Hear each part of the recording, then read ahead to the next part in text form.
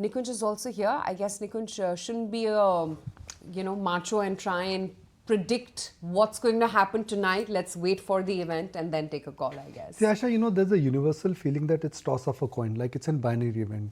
If tariffs come, markets would have a panic reaction if tariffs are not on expected lines, and if tariffs are less, then markets will start doing cartwheels. I don't think it's going to be that simple. My sense is, looking at what the pattern has been, Donald Trump took over in January, and after that, if you really look at how there has been this back and forth on every major tariff announcement which has come out so far, to assume that tomorrow we will get everything in terms of where the tariff is headed would be impossible. It's a very complicated issue which requires a lot of deliberation.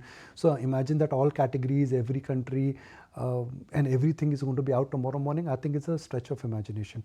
Some concrete direction will come out, maybe some indication as to which categories and which countries would perhaps attract tariff, but a lot would actually be coming out later. And also, there is no guarantee that what comes out tomorrow may not be rolled back. We've seen several tariffs which have come out, they've been rolled back, but a lot of back and forth has happened. Look at autos, look at what's happened to tariff on Canada, look at metals, all these tariffs have been rolled back. So if you work with a logical assumption, I don't think you will get a complete picture tomorrow. It would be like a 50-50, half-half, a direction, but some pending announcements. If it comes through also, let's assume, then what are markets expecting? Markets know tariff is coming, and what is that watermark number? I would say the watermark number is about 25%.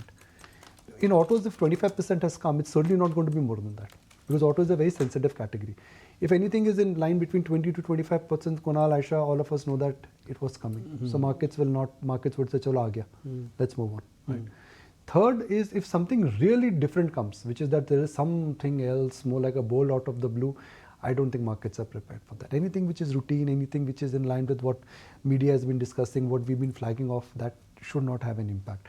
Also, from an India standpoint, think about it. What Canada and Mexico did, they retaliated to what US did. India has already gone and perhaps made a proposal that, okay, let's talk. We bring tariff down on few items, you don't slap high tariffs on us. Let's make it business. Let's be friends rather than foes. Let's not make this a war, and let's try and complement each other, which means India positioning is much better than what other countries got in terms of a raw deal. So the Trump administration has called India as tariff king or tariff master, but reality is that we've been very proactive in trying to really find a middle path. Yeah, absolutely.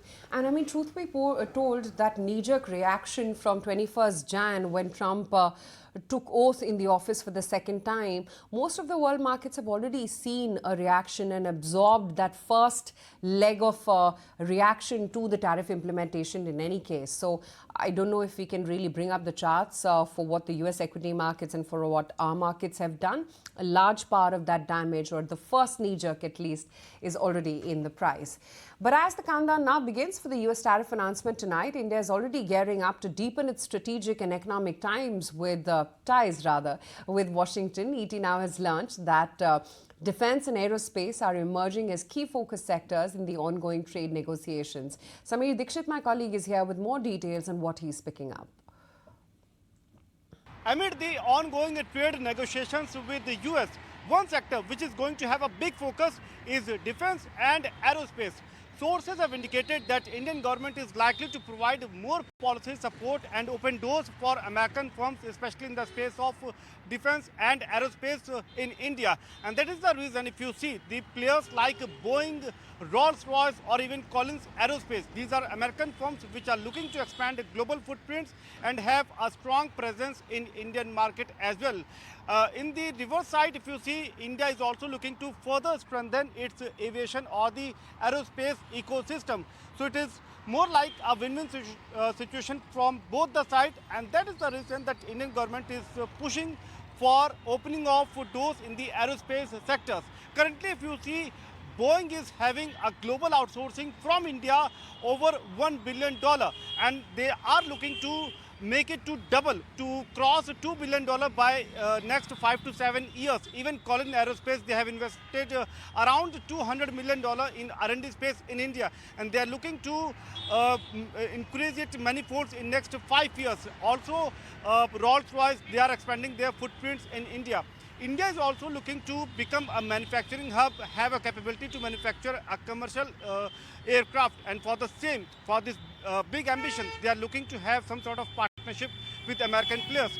So the larger picture indicates that aerospace is the sector where we can see more of American firms' participation, and India also looking to open doors by providing more sort of policy support.